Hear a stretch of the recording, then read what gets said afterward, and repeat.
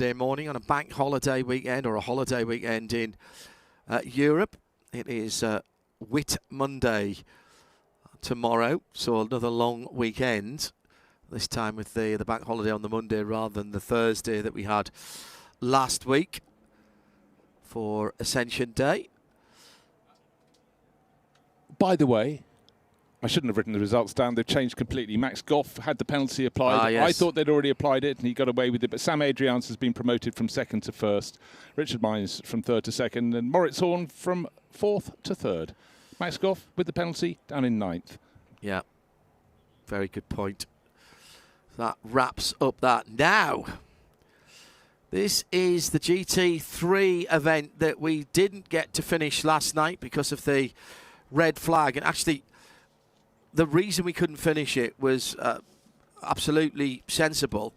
It was nothing to do with the curfew or anything like that. And we couldn't get the next race off either. Again, nothing to do with the curfew, but everything to do with some of the infrastructure of the track and the safety features around the circuit, like the barriers needing to be looked at and repaired. So the circuit wasn't ready to race again. They had stopped the clock with just under 24 minutes to go from memory, 23:48 or something like that. Just under 24 minutes to go. But what we've assembled here is an incredible array of 34 early GT3 cars. Series 1 and Series 2 of the GT3 formula. Who knew back then what an influence this set of regulations, Stefan Rattel's creation, would cause, taken on by the FIA as well, of course, and forming, as I said yesterday, one of the real cornerstones of the revival of endurance GT3 racing. It begat GT4 as well, and then all of a sudden, for the first time, we had a developmental ladder in terms of entry, finance, investment for teams and drivers, and building driving skills and experience throughout a range of cars, which I think somewhere over 20 GT3 manufacturers, if you take them on, not all still manufacturing cars, but certainly it was getting towards 20 the last time I looked, and that was a few years ago. And we've got 11 of those manufacturers represented here, Bruce. Well, it's a considerable success. That first ever GT3 race was a bit of a toe in the pond at Silverstone in the rain, but they had about 40 cars on the grid, which is sort of the number we've got here. This is 2006 to 2013, and you can see even the travel through time. Most of these cars, of course, racing people being racing people, tend to be from closer to the upper age range. But look out, Jim Plar is going to lead the field around, coming onto the track at Eau Rouge. He's going to start for Historic and Sport in pole position, his Ferrari. Alvaro Parent, that great Portuguese racer, will be coming out next. Audi R8, and Jonathan Mitchell in his Aston Martin V12 Vantage third. Maxwell Lynn will be in the Nissan. So different starting drivers to yesterday, not by Ford itself, from Dearborn in the States. But then we've got the Mercedes, and these are the older Mercedes, the SLSs with the gull wing doors. None of those, well, in fact, Rob Huff will be starting the Haribo livery car, black with the yellow and green flashes on it, just behind the Nissan. Actually, he'll be starting from fifth in the better place of the SLSs. More Ferraris, more Aston Martins. Porsche not having things their own way at this age. Porsche was almost the manufacturer that sort of stayed away from That's very true. GT3. Of course, they've had success much more recently, but they didn't always take it in with open arms for whatever reason back in period. Mercedes, Audi, they most certainly did. Ironically for Porsche, because they had a whole bunch of products that were already called GT3. Terribly confusing, because you had a GT3, a GT3R, a GT3 RS, and a GT3 RSR, and a GT3 Cup car as well. So they had embraced the nomenclature without actually really delving in to the regulations and building something for the regulations, which was a bit of an inconsistency and rather unusual for Porsche, who tended to be right in there as far as endurance racing, and particularly customer endurance racing. They were pretty much the inventors of customer and endurance GT racing, and the first manufacturer who turned it from having to spend money on it into an income line. And everybody who came after, and Audi made no bones about it, they built their Audi Sport Customer Racing on the Porsche model and sold something close to 400 around the world of the Audi R8 and its various evolutions. I mean, incredible how many cars there are out there. Getting on, it was our New Zealand guest, Scott, wasn't it? He was telling us, did he say it was nearly 2,000 cars that were out there? It was something of that ilk, but I mean, even if it was only 1,000, it's just extraordinary. But then you look at the grids, the entry for the forthcoming Spa 24 Hours, 71 cars, and they have ejected others off that entry list. This weekend they're racing GT World Challenge at Monza, 50-plus cars on the main grid. Of course, it's the secondary category in the World Endurance Championship, as John mentioned, behind the hypercars. But it's a formula that worked, and it works because it encourages privateer drivers to come in and learn their craft, and a lot of them bring the money in and they get a pro driver to help develop them. But the models keep on passing through. There's a bloodline. Take Lamborghini, they started with the Gallardo, then they moved on to the Huracan, and now this year, end of last year, they brought in the Temerario. So there's always this evolution between the manufacturers, and right now the grid is entirely different to yesterday's start. The Ferrari's been nowhere near the front, but Jim Pla absolutely on it to take pole position in a Ferrari. So as of April this year, 59 different vehicles have gone through the homologation process with the FIA. Now, some of them weren't approved or had them revoked, but absolutely incredible. That's 59 different models of cars. The first, GT3 001, was the Coupe Grand Sport of Maserati, in going back from the 1st of October 2006, and that was GT3 001. At the same time, Dodge Viper, Aston Martin DBR S9, Lamborghini Gallardo LP 520, the Reiter engineering car, the Corvette, all of those at roughly the same time and into 2007. And if I scroll down my list to the 59th, the last car, and I would have guessed this, GT3 059 is the Lamborghini Temerario by Lamborghini Squadra Corsa, and that was homologated on the 1st of March this year, so its homologation runs through till the end of 2033. And in between, Nissan, Bentley, Porsche, Honda, Toyota, Mercedes AMG, Cadillac, McLaren, Dodge. Oh, I mean, some come around. Mustang, of course, for Ford. Even the Morgan had a Aero Supersport GT3 homologated in 2009.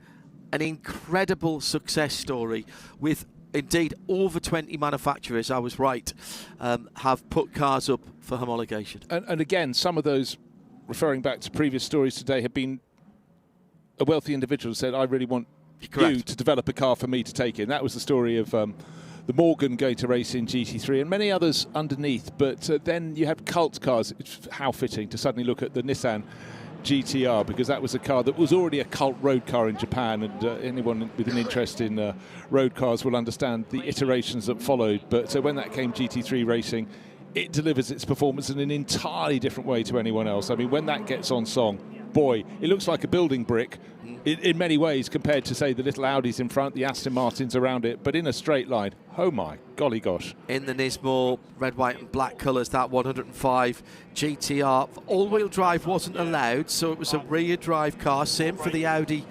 R8s that would have been quattro for the road cars, although Audi did produce a rear drive only car as one of its run-out models to that. Just hearing from Maxwell Lynn, one of the racing sons of Sean Lynn. He has been instrumental in getting the GT3 Revival series off the ground in conjunction with SRO. How fitting, of course, they're the umbrella organisation that got the ball rolling. And he just had some advice being passed through first by his co-driver, Andrew Bentley, who started yesterday's race. Just remember last night, though, John, this was going into darkness, proper darkness. And today it's warmer, not as warm as it was this time yesterday, but it's still going to be a very, very different track for them. Track temperature up to 44 Celsius, air temperature 26. We didn't start the Twin Bush SLS yesterday, did we? The 44 car. No, it didn't make it around to the start. Look out for it. It's in metallic blue and bright yellow livery. It's the second of the SLS Mercedes, or is it the third of the SLS Mercedes? But Rob Huff is in the other one, the Haribo livery car. Looks like we've got a car missing from the grid alongside the best place of the Lamborghini Gallardos. Better place, perhaps. Let's go further down. No, it's a bit further. Yeah, okay. Try and work that one out later. We haven't really talked about Callaway Corvettes, the Z06. We've got a couple nose to tail further down the grid. Be gonna wend their way. But right now we're waiting for the start of this race. 50 minutes. Let's hope we can have real blast off. But the shuffling of the grid. Yesterday's second drivers are now starting today. And a fabulous mix of cars. And I tell you what, Jim Pla on pole position, still ultra competitive, brother of Olivier, but he's made his relationship with Jean-Luc Beaubelic. They've raced together for years, and a classic example of a pro driver bringing on a gentleman driver, a driver of lower rank, and they're very, very faithful to each other. So they've clearly just fostered a fantastic relationship of, tutor and pupil, which is often a strange thing if your pupil might be 20 years older than you, but if they look, listen and learn, and they can develop, and you suddenly find they enjoy racing with you, that's why they've been competing in the GT World Challenge, in the French GT series over the years together.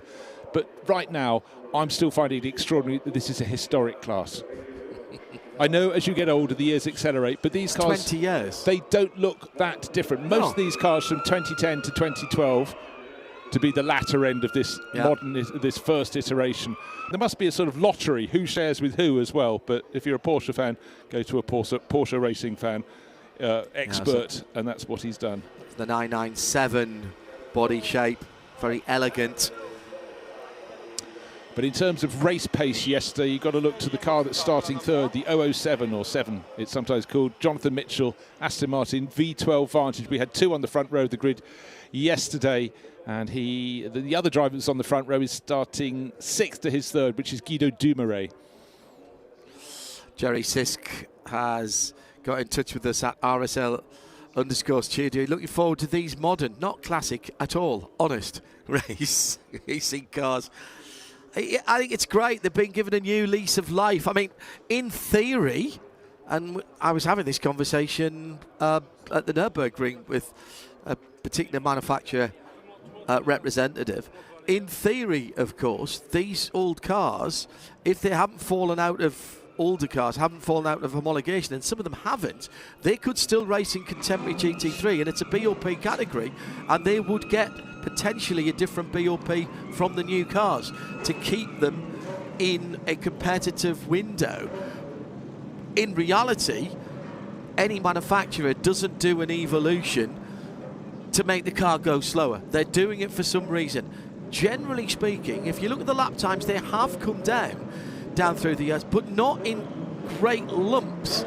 It's about getting the cars into the window at more and varied circuits as GT3 has gone around the world, and also the lifeblood are not the works entries, they are the Pro-Am entries, because that's who you sell the cars to, and therefore a non-full-time racer has got to get in your car, Mr. Manufacturer, and within 2, 3, 4, 5, 6 laps feel comfortable with the operation of the car and comfortable with the driving of the car. Yeah, where the times have really come down immeasurably, he's been in GT4, because to start with they didn't have as many manufacturers. When they came in, they realised they could push the parameters forward, so it's much closer to GT3 than it was. In fact, the GT4 times now are getting much closer to the GT3 times in the very early days of the format. But take a look at the cars from 20 years ago when it all kicked off at Silverstone. They look bog standard. That is a very technical term, I know, but look it up if you're at home. But right now, it's just lovely to see these GT3 cars, these early GT3 cars. These were the stepping stones to where we are now.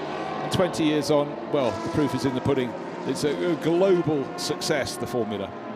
2:15s around here is a good GT3 time. See how close I think we saw a 2:11 in the race last night, if I recall. Jonathan Mitchell, I could be wrong. He's the third place car, blue with the white key lines on it, just turning ahead of the Nissan at the top of the hill. Driver to look out for at the start of the race, definitely the black Haribo-sponsored number 69 Mercedes SLS with Rob Huff on board. That, I tell you, is probably why, of course, he didn't take over the Jaguar XJS the previous race, because he had to get ready for this one. Watch out for Thomas Mütsch as well in the Ferrari 458 GT3. He was the second best of the Ferraris. He's in 7th position in the Michelotto team car. That's a second place in the Pro Am 2 class. Basically, there's a Pro Am and an Am class, and there's a 1 and a 2 in each of those categories. We will not complicate things by telling you about that until we've got 50 minutes. We might give you the leaders in the class, but ultimately, like any GT3 they're all competition, GT3 cars. They're all GT3s, and when we get to the end of Daytona and all of the pro drivers are in, an Am car is going to be as fast as a pro car. And when we come round to the CrowdStrike 24 hours here at Spa in June? Actually, you know, we're only just over a month away from that at the end of June.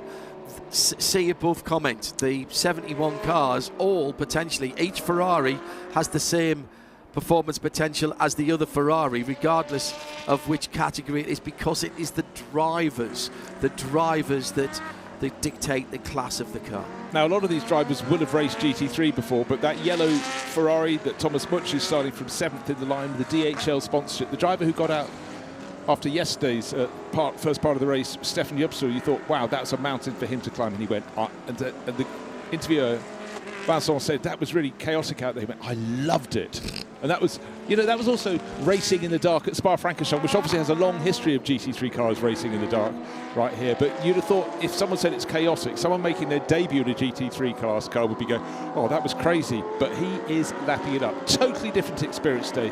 So there is that bright yellow car. Stefan watching on from the sidelines, but it will be started by Thomas Mütsch. But let's just run you down the order at the top of the field. Jim Pla will be starting the number 87 Ferrari from pole position. Alvaro Parente, fantastic Portuguese driver, will start the leopard livery Audi. Ex-Works driver, entirely. of course, in GT3s. With McLaren. Yeah. And so on and so forth. And he raced them for a long time. And then in behind, Jonathan Mitchell, watch out for his Aston Martin V12 Vantage, number 7. And Maxwell Lynn, he's doing the first part of the race in the 105 Nissan GTR Nismo. And then Andrew Bentley, very capable driver, will be taking over. 5th on the grid, Rob Huff in the Mercedes SLS AMG, the Haribo-sponsored car, that's number 69. And Guido Dumouriez, who was in that lead battle with Jonathan Mitchell yesterday in his Aston Martin, will start from 6th place. Et al. Thereafter. What a packed field of cars. Oh, Phil Keane in another Aston Martin, car number 16. Exactly where I was going to go. Well, it's a car with a great livery. Looks like Spider-Man has been involved. Top 10, Ben Ricci in another one of the historic and race cars, another 458. So Ferrari, Audi, Aston, Nissan, AMG, Aston, Ferrari, Porsche and Aston in your top 5 rows. First of the Lamborghinis, the Scott Sport Craig Wilkins driven car. That was a quick car as well until it had a problem puncture yesterday, wasn't it? The number 8 car in 18th. Watch out for that. Yeah, but he's silver car. Yeah, yesterday he was 29th, and the next lap he was 17th, and he went very well a couple of weeks ago with the GT3 race at the Donington Historic Festival. So it's also drivers getting on top of their cars. But for Jim Pla in pole position, that red Ferrari, no such trouble for him. He knows this Ferrari and every racing Ferrari for the past decade very, very well indeed. Looks they're waiting for the lights to go from red to green. No overtaking now. They go green. Looks like a better start from Alvaro Parente. He's coming across. No, they're level pegging. Jim Pla's got it covered off on the inside. And the grunt of the Nismo Nissan up the outside it goes. He's going to swing in, but Jonathan Mitchell will hold on to the 3rd place. Rob Huff in the black Mercedes is in 5th. So it's all holding station at the front field. One car, one Porsche dips its rear wheels into the gravel. But that is a neat and tidy start as you can expect. But look, the change is coming for 3rd place. Perhaps Maxwell Lynn will find himself on diminishing returns side by side. That's exactly like the start of the Spa 24 hours. Don't worry, guys, only 23 hours and 59 minutes to go. Carry on as you will, but first 2 have got clear. In behind it's going to be 3 abreast up the hill, and Guido Dumouriez is tucked behind in the 2nd Aston Martin. I think Max Lynn might give that position back because he was off the track. He's been passed by the Mercedes of Rob Huff anyway. Well, who then goes off the track at Les Combes. He might have had it back, so maybe Jonathan Mitchell will get back into 3rd position, but right now he's been shuffled down to 4th, and Nissan can't. End of that Nismo GTR snaking around. Right in behind him is one of the Vantage. That's the Dumouriez car, isn't it? Yes, it is. And just got to, oh dear, we've got a spinner. One of the Audis has gone round and clearly has brought some gravel back onto circuit car number 45 in the mix. Stuart Hall. Stewie Hall. Hang on a with second. Tony Sinclair.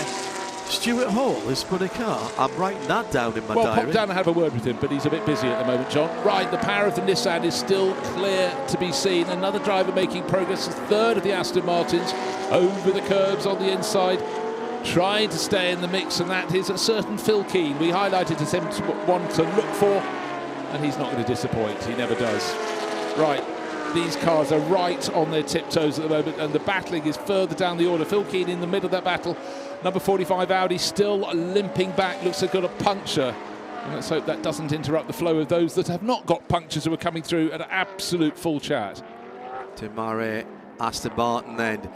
The number 4 car had a more contemporary version of that running last weekend in the Nürburgring 24 Hours. Sadly came to a rather bizarre end with the right rear suspension failure on the very fast straight, the Dottinger Höhe, and had to be trailered back, and at the moment in a full-on scrap with the car that Bruce mentioned earlier on, the DHL livery number 52 Michelotto Ferrari. That's Thomas Much behind the wheel of that car. Yes, also worth clarifying, the race programme says Guido Dumouriez at the wheel of the Aston Martin, but remember it was Guillaume, son thereof, but certainly driving it very nicely. But Jim Plar, I said, expect him to escape, and he really is now. The challenge for second place still held by the Audi of Alvaro Parent, car number 47, entered by Quintec and tucked in behind Rob Huff. He was the driver that started 5th. Then that run up the Kemmel Straight, he got into 3rd position, ran sort of straight on a little bit over the curbs. Oh, dear, it's not Audi's day. This is a different one. Number 2, I think that is, that's at its moment. That's shared by Nicolas Dauquin and Hugues Huipert, but does seem to get on its way. Well, that's listed. That number 2 is Christian von Oysenhausen, the classic and speed car, if that was the number 2. So, if that's all the drivers have got little RFID chips on their helmets, supplied by Alcamel, which is how we get the information. Drivers, however, aren't foolproof and may not have put the right helmet on or such like, but it was a red and white car, which the number 2 is a red and white car. Red and silver, I think. Yeah, red and silver. The sun hits its flanks, but yeah, sort of flying lizards, same as the 45. Yeah, exactly. Christoph van Ooyenhausen listed on that, but in the programme, and I tell you, there's been a lot of horse trading. You know, people have brought the cars and people are jockeying for position. It's going to happen. It'll settle down after a round or two, but certainly Christoph, the driver, at the wheel of that. Little spin for him, but you know. Christoph, sorry, yes, I think I said Christian. My apologies. So they go past so fast, it's hard to read the names on the doors, John. Well done. Right, SRO Motorsport, they certainly burst on the scene with their Aston Martin years ago, so one of those still in the running order, but not at the sharpest end of the Aston Martin field. It's still Jonathan Mitchell, best in class for Aston Martin, in 4th place overall. Guillaume Dumouriez in 6th, and the 3rd Aston Martin, Phil Keane, in 9th. And then a bit further down, quite a lot further down the order, car number 62, I think it is, Pascal Uto in the SRO Motorsport car. Yeah, sharing with Franz Wunderlich. Great livery. SRO Motorsport came in with great plans, as if from nowhere, and went very well in GT racing. And then after a year or two, the project seemed to dwindle a little bit. But that's the history of motorsport, isn't it? Ambition often exceeding reality, but you never know. I seem to recall that was a team that Marvin Kirchhofer did fantastic things. That was the first time I really noticed it. I thought his name after a while was called Martin Kirchhofer Pole. Yes, yeah, it was a bit like that. So the car that's at the moment Rob Huff is hassling, Alvaro Parent, so 2 fully pro drivers here. Rob would probably say not. He said, oh, no, I'm retired now, I'm not a pro driver, but he's a pro driver. He still is, no doubt, to me. So that livery, also we've seen in Moto 2, Moto 3 as well. That's the clothing company, is it the Leopard, the Leopard company? Yeah, they did for quite a long time TCR racing. Yes, they did, yes. That was, I think, when I first came across them. TCR Silhouette, years to come, there may be a historic TCR series, but their numbers have dwindled a fair bit. But of course, Rob Huff, that's where he got his world titles in TCR. Yeah.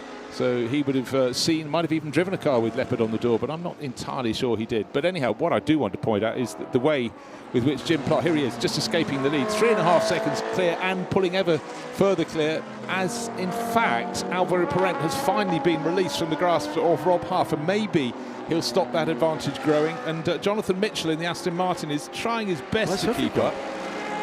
Huffy is still in third place. There he is, the black Mercedes between the pair. But instead of being on the tail of Alvaro Parent, I don't know if there was a slight mistake, but he's fallen off the tail. And in fact, in many ways, that allows those two, well, that trio of cars to go a little bit faster. There's a lot of them not fighting with each other at the moment. But Huffy is coming back now on the tail of Alvaro Parent. Up into the bus stop chicane they go. The order is Ferrari from Audi, from Mercedes, from Aston Martin, from Nissan. 5 manufacturers in the top 5 positions. How very GT3. Jonathan Mitchell in that 4th position is the AM2 class leader. The Pro-Am trio ahead of him, our 1st, 2nd and 3rd in class. The AM1 is Eric Debar, who is down in 13th position in the Maytech Ford, that lovely dark blue car, who's about a second ahead of the Scott Sport Dan Henry. Scott Sport car, that's second in that category. Yeah, I think I've worked out what AM1 and AM2 means. AM1 means you pay for your racing by having one job. AM2 means you need 2 to hold it down. And Jonathan Mitchell works in the City of London in finances. Very, very fine racer. By the way, I did just make that up. Just in case there was any doubt. You had me at that one. I like that a lot. 50-minute race. We've had 8 minutes of it. The middle of the race is the pit stop window. We're nowhere near that at the moment, so let's just enjoy what is going on. The Spider-Man 2 movie livery of a Pro-Am Aston Martin, which is being driven at the moment by Phil Keane, and we've got a yellow at the first corner, so and it's at the exit of the first corner, and the car unfortunately right behind the bridge, so just couldn't pick it off, but it was I think it was might have been the Lamborghini Gallardo LP. Craig Wilkins, was it silver of hue? It was a silver car, but I couldn't quite he's tumbling down the all order. of it. I think that's a good guess. He was on the grass driver's left coming out of Lassos. He just hasn't enjoyed the form here. Phil Keane all over the tail of Jürgen Eberhardt. No, he's not. I'll tell you why. Because he's got another couple of cars between. So the Porsche... I'm not seeing that Lamborghini has stopped. So maybe the Huracan has continued. Sorry, the Gallardo has continued. One of the great lines in movies was the Michael Caine line in the Batman movie. He was speaking to Batman as Bruce Wayne. You'd be taking the bat pod, sir. Not at lunchtime, Alfred. Oh, the Lamborghini then, Mr. Bruce? Yes, so much more inconspicuous. Yeah. Great line. Ever thus. Delivered brilliantly by some Yes, it is the Lamborghini on the grass on the exit. So Craig Wilkins, the car's shown pace, but Gallardo has failed him. Still Rob Huff trying to go for second place. Earned a little flick to the right from Alvaro Parent. You didn't get to his standard in racing with leaving the door wide open. I'm trying to see if Jonathan Mitchell is catching. The answer is no. It's level pegging. He doesn't seem to have the performance that he had last night. Conditions were cooler, they were darker. Take the leader out of this. He did a 21.3. The next lap time, second 22 flat, third 22.2, fourth 22 flat, fifth 22.8, and the fastest lap of Max Lynn's race so far. Also picking up pace, Thomas Much 23.2, 23.7 for Guillaume Dumaret in the green and blue Aston Martin. There's absolutely nothing in it, as it should be in GT3. If the numbers are right, the BOPs are right. I mean, the great thing about this is you've got so much BOP data for these cars going way back down the years, and at the individual tracks as well, so you'll be able to dial them in. Now the question is the Lamborghini going to be recovered? Well, we have a yellow flag some point around the circuit. It's at turn 1, so it is going to be covered by that. And it's still a bit of grass cutting. It's the world's most exciting, expensive and fastest grass cutter, taking up all the dandelions and daisies. Didn't finish the job. Did not finish the job. So Corvettes in the field. Ford Maytech sponsored Ford GTs in the field. They had a good run in 2012, 2013. Safety car. Full safety car. Full safety car, Yeah. not a full course yellow. Right, just bear in mind the lead that Jim Pla had over Alvaro Parent was around 5 seconds, so that will come back down. Another car I was going to put a watch on was Benjamin Ricci, the second of the cars, the Ferraris from the same team. He was getting onto the tail of Phil Keane, who was getting a bit stuck behind the Porsche of Jörg Eberhardt, who was just dropping behind Guillaume Dumoulin. Right. But here's Jim Pla. That lead will come down to nothing. And in between, I think in between the safety car and the leader is the Porsche number 911 of Christian Kuhn, the Speed Motorsport Management 997 GT3R.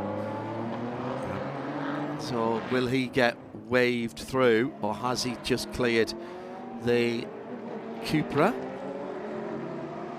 All of the cars in the lead group beginning to pull together. Is the Ferrari 458 GT3 Evo. So he's got the right car. The right car has been picked up.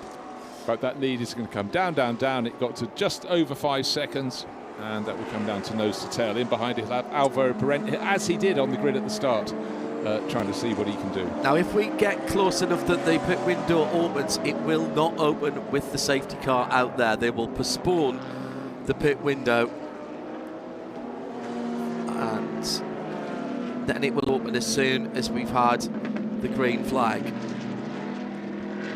So under full safety car conditions, here's how they run. Jim Pla for the historic and race cars Ferrari.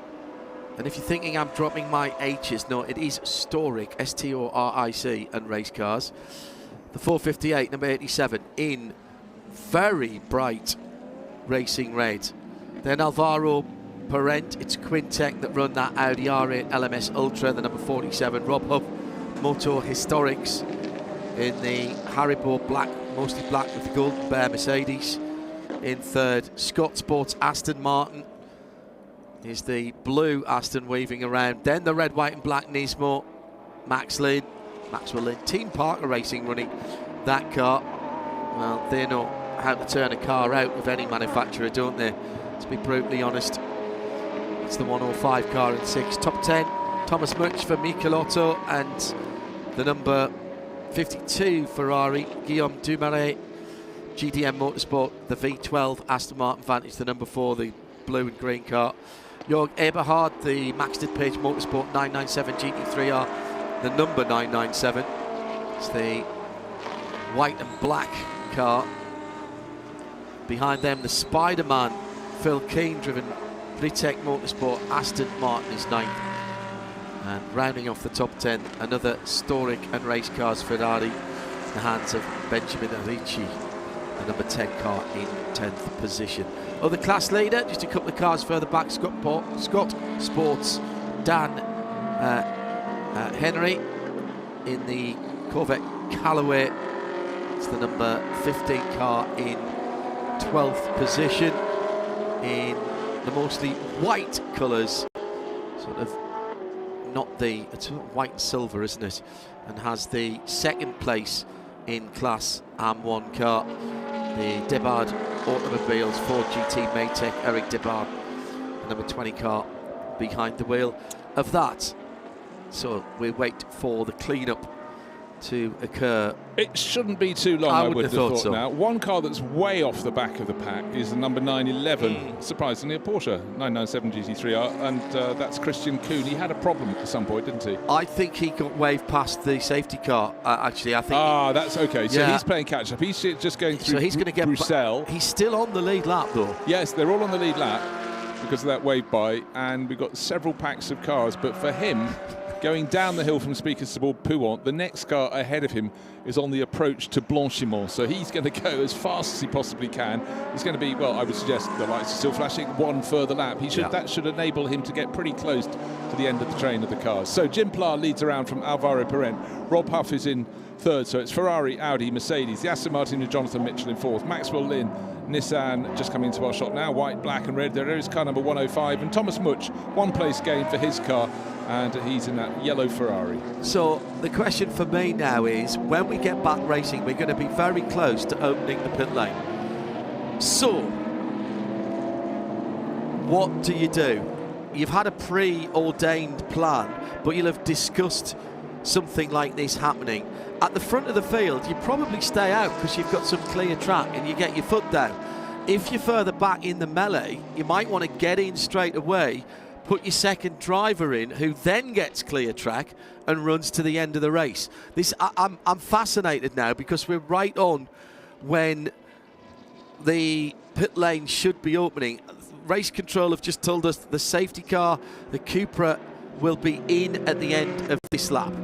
Fantastic. Yeah, it slows things down. It is a gamble, but out on these tracks, just bear in mind, balance and performance should make each of these manufacturers equal. But around the circuit, certain cars have advantages in some parts than others. And if that advantage is one that suits you better at this circuit, then you've got to use it. Particularly if you're stuck behind another driver in GT3, you have to plan. You have to pressure them into a mistake. But if you know your car's quicker in a straight line, well, you're going to maximise your run through Radion. In fact, Jim Clark getting very close to wiping the tail off the safety car there. I'm suggesting he wants that Cupra Formento to go a bit quicker.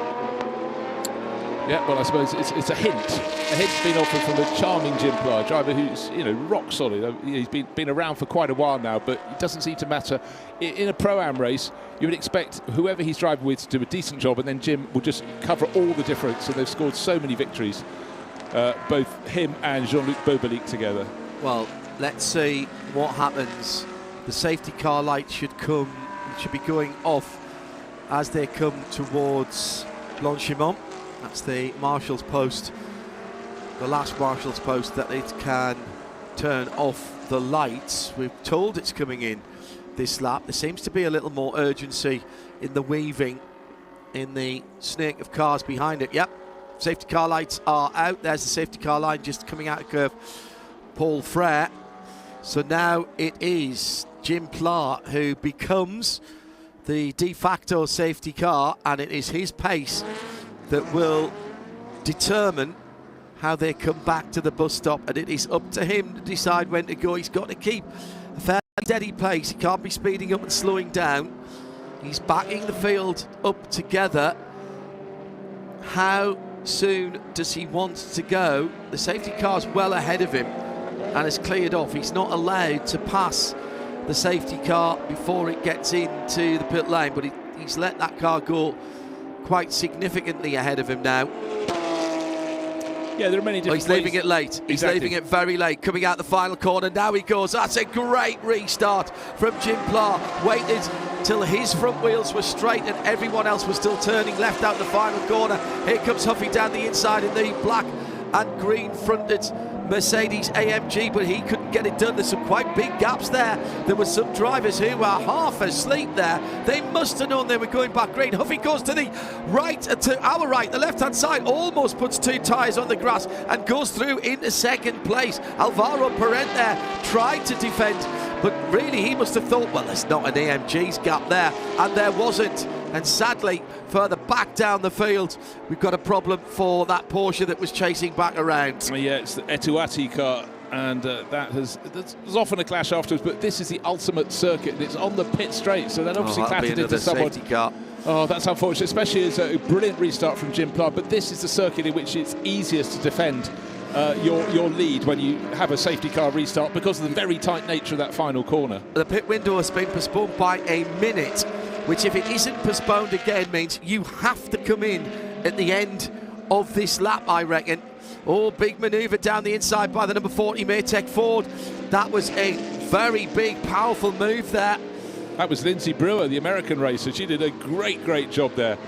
Someone kicking out the dust in the background, but got the move done and place gained. Yeah, Lindsay Brewer having a battle with one of the Callaway Corvettes. Lindsay, who's been driving Lamborghini Super Trofeo, among other things, in recent past. Before that, dabbled in some, actually more than dabbled, did very well in some single-seaters, including up to Indy Mixed NXT. So I reckon you've got to be in now. Pit window has been opened, so they haven't postponed it again. The worry would be, though, you go full course yellow again or safety car again. You've got some of the drivers at the front who are the top drivers, and here is the choice. It'll be Jim Pla who comes to the yellow flag zone now. He's staying out. Now, does this put him in a vulnerable position? All the leaders have stayed out so far. The top 5, 6, 7, 8. And there's the first taker, and that was the Porsche. That was the Eberhard Porsche that was coming into the pit lane, I think. And we just see the second spin for Christopher van Uyenhausen in the number 2 Audi as well. So complicated, but all these drivers will see. That's come on the exit of Curve Paul Frey. You see the little kart track. That is a far more dangerous position, this one on the start-finish straight. But anyone who didn't pit, they'll go, oh, hold on a second, is that going to lead to a stoppage? Let's see what happened. Oh, over and out and way beyond the curbing on one side of the track, and then bang, into the wall on the other side for Christoph van Uyenhausen. And that's the point on the track in which you're absolutely flat-out acceleration to carry the speed up the slope back towards the bus stop chicane.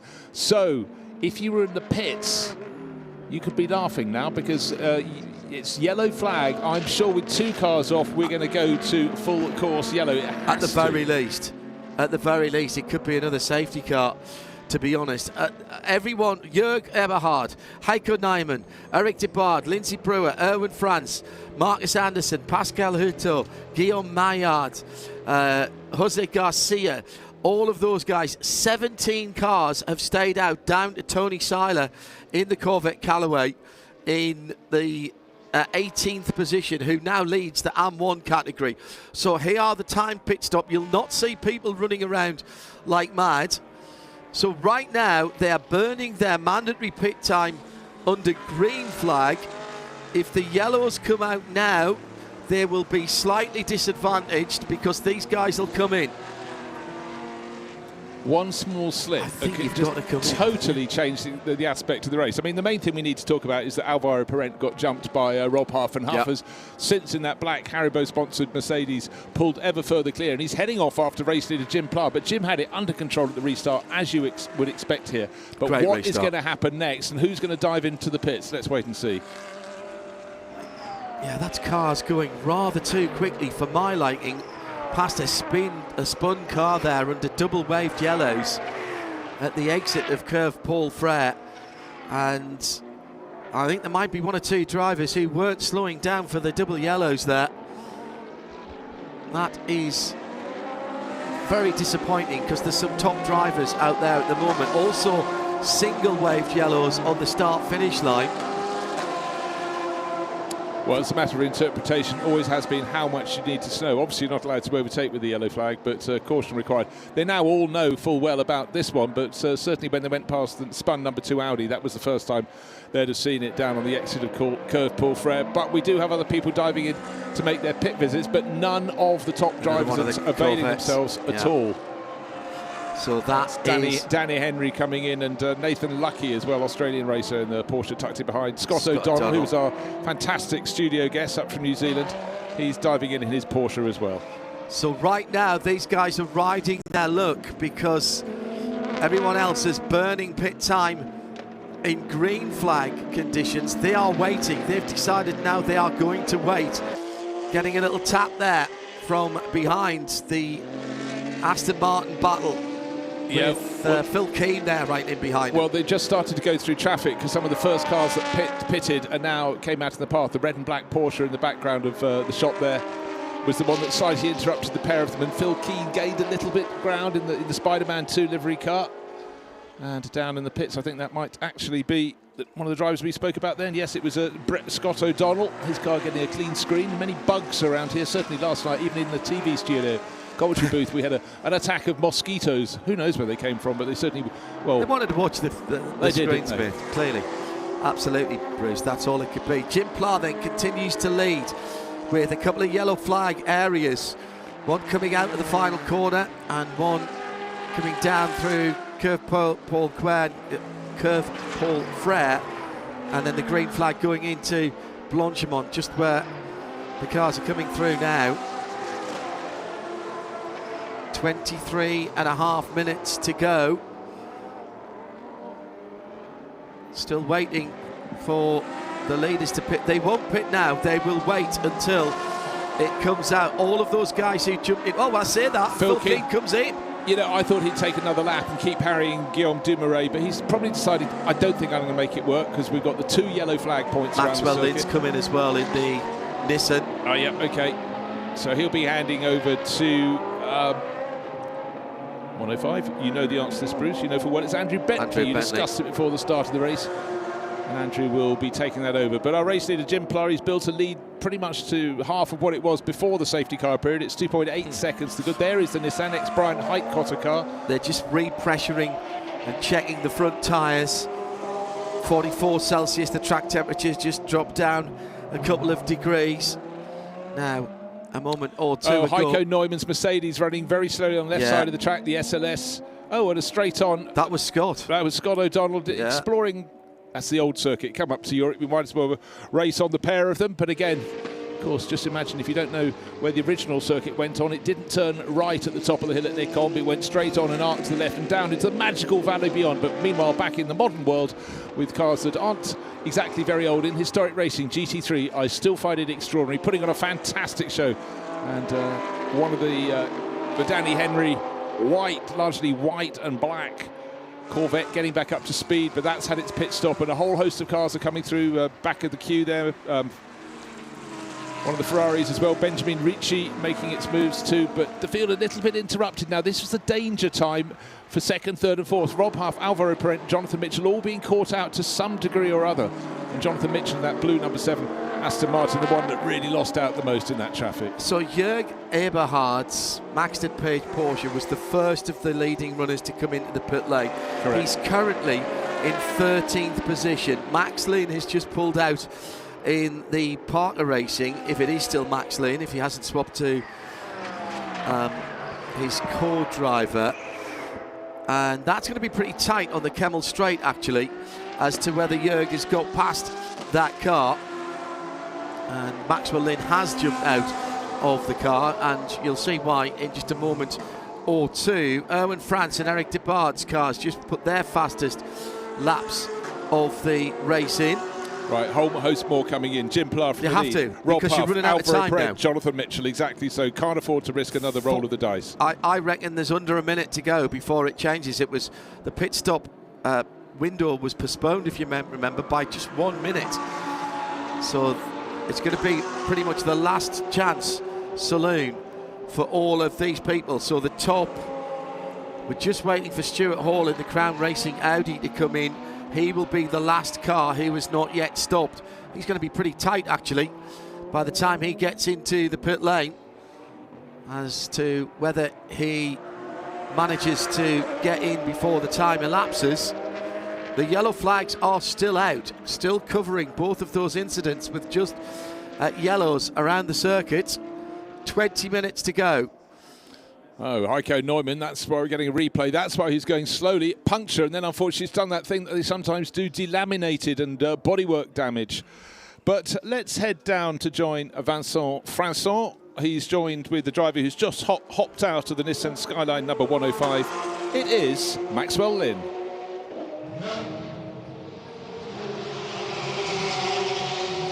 One of the well-known drivers in this GT3 Revival Series, Maxwell Lynn, with this Nissan Nismo. Maxwell, how was it? It was very hot in there. We're pushing very hard. It doesn't have great cooling. It's got one air vent that goes from the engine bay into the car, so you get a nice warm engine, and even with a front engine, all of that temperature just comes into the cockpit, so it's very warm. Never driven a hotter Spa in my life, but it was good fun. Yesterday evening, we have the feeling that it was quite wild on the track. Well, had you the same feeling today? Yeah, the start was definitely wild. It was a little bit hectic. I mean, I definitely had my part to play. Trying to go side by side for Eau Rouge probably wasn't the smartest idea, but we tried and it didn't work. But yeah, 3 wide down the Kemmel Straight as well. It's a big car, so to go 3 wide in that thing, it's a bit scary. Thank you very much, Maxwell. Carl, definitely to watch this Nismo Nissan GT3. Yeah, and it's in a battle again. Vincent just going over the top, very quick up the hill, ahead of the AMG with the Haribo livery in it. The battle for the lead, well, the number 87 Ferrari, Jim Plar still listed at that. Alvaro Parente stayed apparently aboard the number 47. They were very, very close on the Kemmel Straight. but it looks like Jim Pla has held on to that as he's going down through Bruxelles. Third place should be the number 52 of Stefan Jobsdal. Yes, it is the Michelotto Ferrari.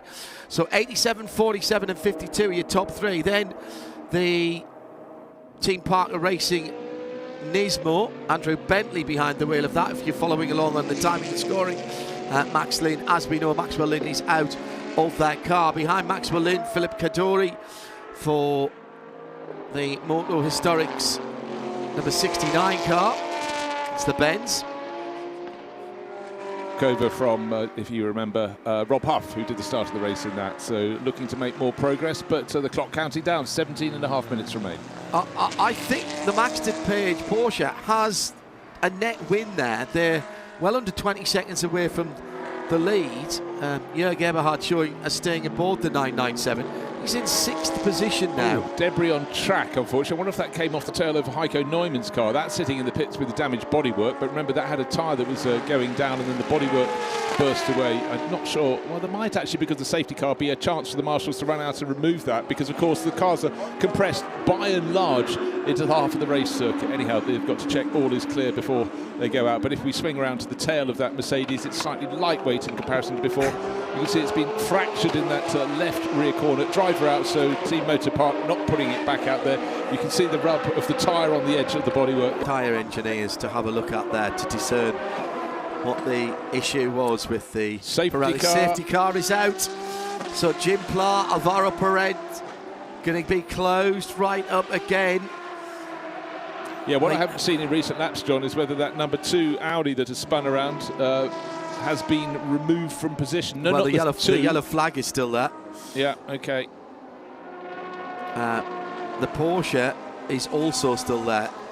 15, call it 16 minutes to go. If we get a restart here, my money's on the Nissan and possibly the Audi of Alvaro Parent. Andrew Bentley in that number 105 car will be close right up to the back of the leading 3. And Alvaro Parent, if it is indeed he that is still... Was Alvaro supposed to be sharing with somebody? He was, wasn't he? Well, on the entry list has changed many, many times. I saw his name on the roof of the car, but the entry list had 2 other drivers listed. It had Mark Cole and Strobridge down for that, Jeff Strobridge. But certainly, again, a lot of horse trading. But I think for a lot of the teams, they've had the opening round 2 races at Paul Ricard. They're just assessing what it takes to win these races and who you need in the cars. And also down to driver availability as well. So for Jim Pla, who is going solo, starting from pole position, every time he builds a lead, you get a safety car. He's already had a 5-second lead taken away from him, and now he's had a lead of the best part of 3 seconds. That allows Alvaro Parent to close right in, and Stefan Jobsdal as well to get in the mix. And remember how excited he was last night when he got out of the car. He said, I loved it out there. It was hectic, but I loved it.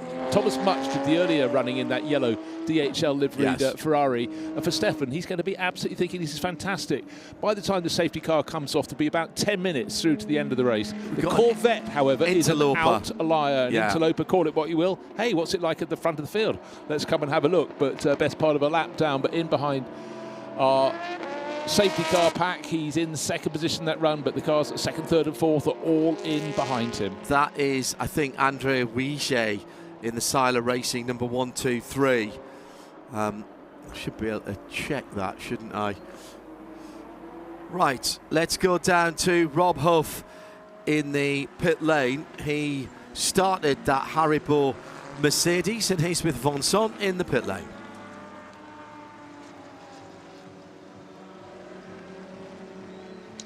In the pitch with the major actor of the first part of the race, Mr. Rob Huff. Rob, it was funny. Yeah, I think you can probably tell I very much enjoyed myself in that. Motor Historics have prepared that SLS, I think, to within an inch of its life, and it's beautiful. You know, we've been chipping away all weekend with my engineer Nino, with Philip, the other driver, and the owner of the car, and yeah, I really enjoyed coming through the field a little bit there, having some good side-by-side action with Parente.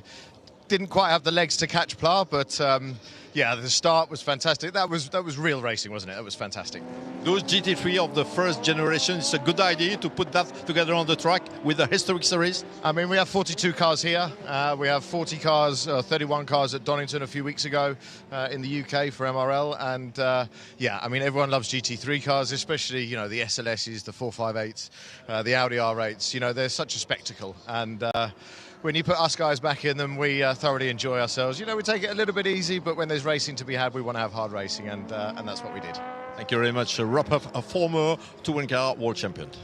Well, he's like a brilliant copywriter, isn't he? He says all the right words, but the sheer love for what he just did, absolutely. Shining like a beacon. So every single driver who gets out, you know, it's one thing from the outside. It's also, he had the decency after all that to look a little bit warm. I think, you know, when you're watching at home or sitting in an office, you never get the temperature build up in these cars. So hard to imagine. Both the drivers that Vincent has spoken to after their first stints have both been front engine cars. So you've got the Nissan with the turbocharged engine right in front of you, throwing all that hot air back into the cockpit, as Maxwell Lynn said. And then there's Huffy getting out with the big V12 sitting on his feet. And all right, normally aspirated, but that car is still generating, that engine is still generating an awful lot of heat. So we're still behind the Seat safety car. There are just under 12 minutes to go. And just a reminder that the first of the two races here went into the darkness last night, but it had to be curtailed early. There was a car off at Blanchimont and another off on the exit of Pouhon, but the main point in that was that at that stage of the night, barrier repairs were required, and it just wasn't going to be done to get the cars back on track in time. The drivers absolutely loved it, but today a totally different experience. It wasn't like a little slice out of the Spa 24 hour. This is daylight racing. This could also be a slice out of the Spa 24 hours, but again, the emotion coming through from the drivers about how much fun it is. And a lot of them are pinching themselves saying, this is historic racing. Wow, I've done historic racing, but this is another new chapter, and they're loving it. A couple of people asking questions, and we haven't had the word that the safety car's coming in this lap, so we might get a 1 lap or 2 lap dash at the end of this, which could be highly exciting. What makes a good historic racing professional as opposed to a good current racing or contemporary racing professional? That's a good question, isn't it? I think a lot of the same attributes have to carry over. You've been talking quite a lot about somebody who has to be a mentor, and that certainly carries over. But is there a certain amount of has to be a little more mechanical sympathy? Yes. Maybe not for this type of car, but certainly for the older cars. 100%. You have to understand how they delivered their performance. But also, if you're acting as a driver coach, there's a fair chance that the driver you're coaching will have cars in multiple races. So you've got to teach them the different styles required for each of those. But of course, there are many ways, you know, with data boxes that you can put some figures down for them to look at. But historic racing cars, not so much these, are cars where you need the feel. It's very hard to explain it to people. Correct. But it's how you have to, if they've raced modern stuff and you go back to historics, you're going, where's the grip? What's happened to the brakes? You just got to find where the level is. Yeah. You've got to have trust that you will hit that point. Hannah has asked us on at RSL's _ studio, so I heard you talking about how hot it is. She's currently driving a 1998 Toyota Starlet without air conditioning in hot weather in the UK. It's given me some idea of how hot it might be in these race cars, but I love this little thing. Hannah, turn the heating up to full blast and put your blowers on and close your windows. And then get yourself into 3-layer Normex and a helmet. Yeah, and then get a little sort of bar heater, put it by your feet as well. Hannah, we applaud you. Little Toyota Starlet is a great car to fling around. I remember those cars from the late 1990s. There was a series for them, actually, a Toyota Starlet race yeah, series. Absolutely so. Right, now the timing screens have finally sort of caught up with life, and we have clarity that Jean-Luc Beaubelique has taken over from Jim Pla. There was the driver change, and I was just having a little check. They've raced back, according to my records, 2018 they started racing together. Jim Pla mentoring Jean-Luc Beaubelique, and what's the thing? If they can come away with victory in this, they will be delighted. But again, when you know your co-driver, it just really, really helps in all forms of racing. I think the safety car has pulled away. No, it has not. So we're going to get at least as well. No, they haven't. Sorry, that's just the tracker doing tracker things. Again, it's slightly predictive. So you don't have GPS on each of the cars. one more lap under safety car will give us a 2-lap dash for the points and the prizes. You would have to say that Jean-Luc Beaubelique leading this field around has 2 advantages that I can think of straight off the top of my head. One, there's a back marker between him and the best of the rest. That's that yellow Corvette. 2, the final corner onto the start-finish straight is super tight. It's about 110 degrees to the left, and as you pointed, anyone following you through will still be turning when you floor the throttle. So those are 2 very good advantages, but also Jean-Luc has been racing for a very long time. He's a wise head, but he's got to hope he's better than Mark Cole, who's going to give chase in the Audi. Safety car will be in this lap. It'll pick up the pace a little bit. The last lap was 4 minutes 19. It'll pick up the pace a little bit to help the tyres get up the temperature and pressure, and therefore the ground clearance of the cars be closer to race. So it probably increased 20 kilometres an hour or so as we get ready to go back to racing, which is going to be, I reckon it will be a 2-lap sprint for the points in the championship. This is Spa Classic by Peter Auto, part of the Le Mans Classic series. And I am hopeful that everybody is reasonably sensible on the restart. Keep an eye on Andrew Bentley in the Nissan. If he gets a good start, he's an extremely experienced driver. Most of the hot shots, the big guns, have been taken out of the cars. They started the machines. Glad to see, by the way, further down the field, Dr. Afshin Fatemi in the Brightech Motorsport Aston Martin, the number 16 car, Pro-Am second place at the moment. Eric Debard, the Am leader still in the GT Maytech, in 12th position. And Jonathan Mitchell for Scott Sports Aston Martin in 7th, in the number 7. That's the Dumare coloured car. That car leads the Am category. Yeah, the Seat is speeding up. 5 minutes and 52 to go. Do you want a 1-lap sprint or a 2-lap sprint, Jean-Luc? How slow dare you go to the pit line now? Probably doing some mental arithmetic as he goes around. If you like your Aston Martins, there's a 5-car train with 4 Aston Martins in it. 7th, 9th, 10th and 11th. We're talking Jonathan Mitchell, Guillaume Dumoulin, Franz Wunderlich and Dr. Afshin Fatemi. He's at the back of the pack in the car, the Spider-Man 2 livery car. Collective noun for Aston Martins? A glory. A wing? I like a glory. Very good. Make it up as I go along. No, it's very good. Right, Jean-Luc Beaubelique, the car was started, the 87 Ferrari, started by Jim Pla, his long-time racing partner, and that's looking very much in top position. Historic race cars, they're 2 Ferraris with the ultimate cars in the opening 2 races at Paul Ricard. Yes, they're not really in the hunt, just scraping into the top 10, but today, leading the race, and the sister car, the Ricci family car, is in 8th place overall. So Ferrari back in the mix right here. Right, so Mark Cole, Stefan Jobsel, Andrew Bentley, Philip Kadori will all be straining their necks. Jörg Eberhard in the first of the Porsche. They'll all be straining their necks looking at the back of the Ferrari 458.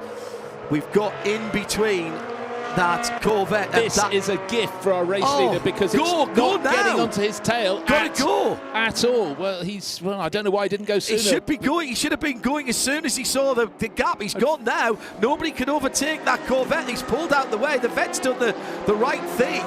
But really, that was Mark Cole who should have been right on the tail. Andrew Bentley, as I suggested, straight down the inside. He's been followed through by Philip Kadori.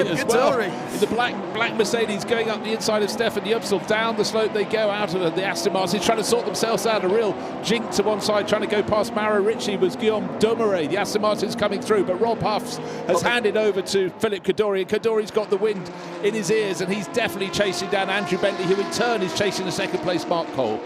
Yeah, and Bentley's almost with Mark Cole. In fact, he's going past the higher, taller, more bluff Nismo machine. Is already up to second place. Aston's having a scrap with that Porsche. That is the first car that stopped for its pit stop, if you remember, all that time ago. Jörg Eberhard in that black and white car, and he's made that work for him, coming up through the field again. But an absolute free kick for Jean-Luc Beaubelique. He could have done better with that. As soon as he came through the exit of the penultimate corner, he had about a 5 cars gap and nobody could overtake that Corvette. He could have been even further up the road.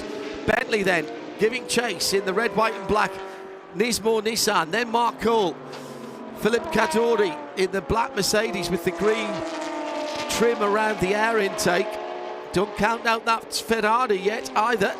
Well, the yellow Ferrari has just tumbled down the order there. Stefan Jubsel, first time in GT3, and he's finding life a little bit hard. And the battle, we're chopping and changing because suddenly Philip Cadori's got a little too close and had to back out, trying to get past Mark Cole in the battle for third place. And Jonathan Mitchell and Blue Aston Martin suddenly right back in the mix. Remember, he was starting in, what did I say, 7th position, I think it was, 7th to 11th. It was the world of Aston Martin with one interloper. He's got to the front of that. Right now, he's all over the tail of Philip Cadori. One little mistake from Philip, the man from Hong Kong, who put so much passion into his racing, and he lost his chance to attack Mark Cole. He's fighting right back on the tail of the Audi now, but the first 2 cars, they're gone.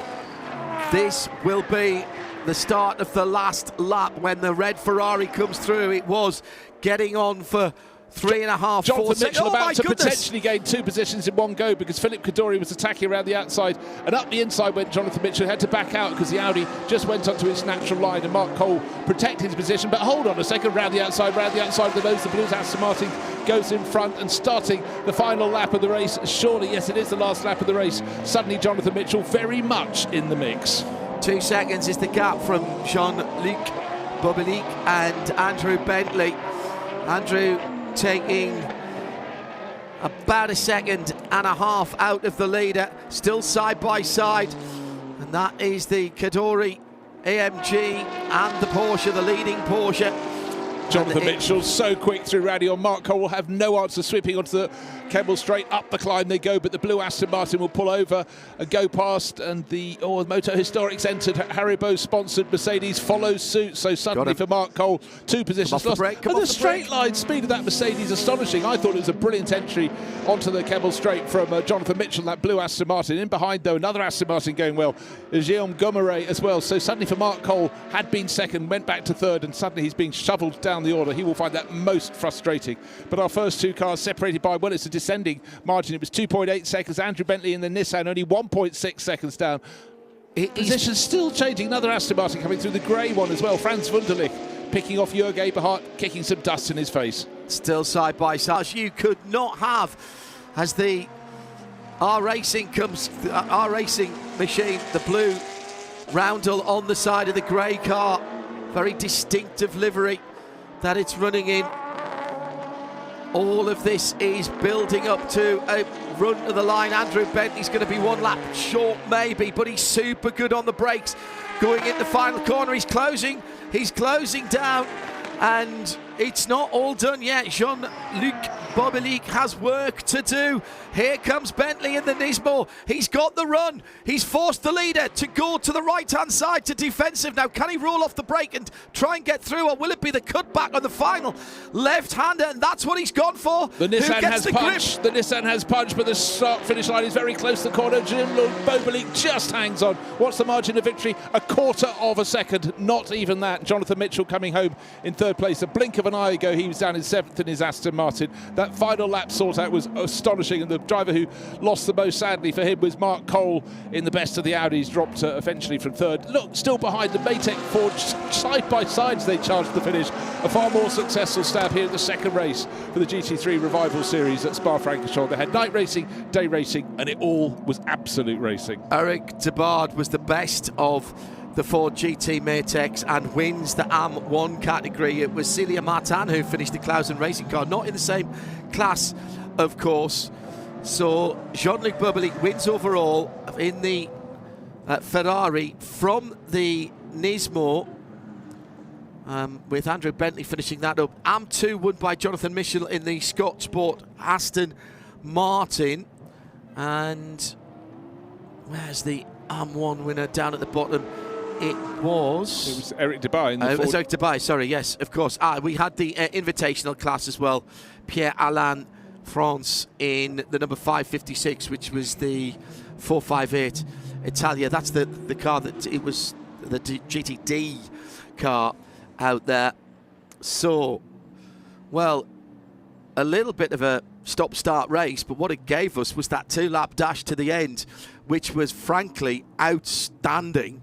It really was brilliant. You almost needed a drone just to follow the cars around to get the vertical perspective, looking down on the overtaking manoeuvres. But I think a lot of the drivers out there go, you know what, that's a good formula. That works very nicely. Of course it does on the global scene. Now it's in historic scene, and it really is cementing its place. But did that even look historic to you? No, not at all. That could have been a contemporary GT3 race. 100%.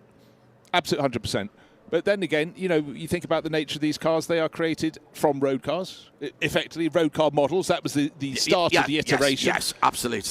But the body shapes are very identifiable, and those don't change a huge amount. But what has changed is the pace. But what has changed even more after today's second race for the GT3 Revival Series is going to be a long, long queue of people saying, can I come along and play?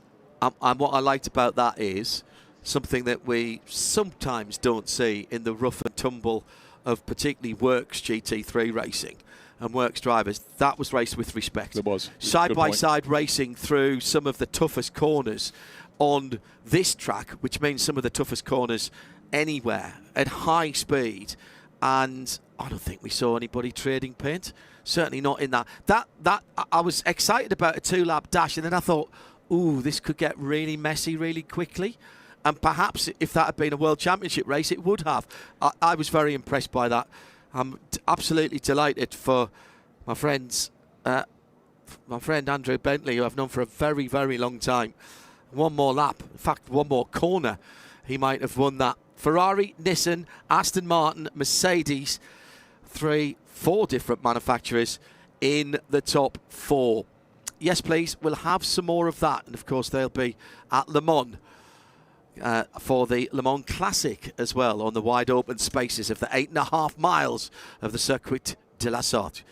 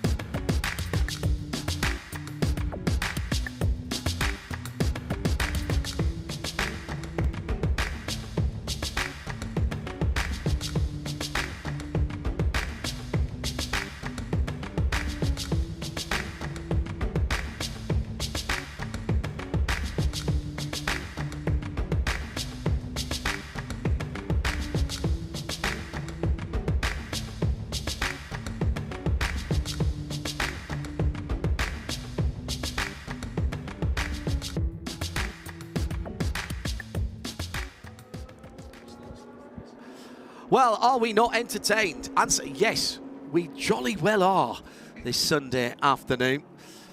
Temperature in the air climbing to 27 degrees. Good stuff. Wherever you are in the world, quite a lot of you in the UK and a holiday weekend there as well, tuned in. Sitting enjoying the sunshine just on 3:30 Central European Summer Time, so an hour early.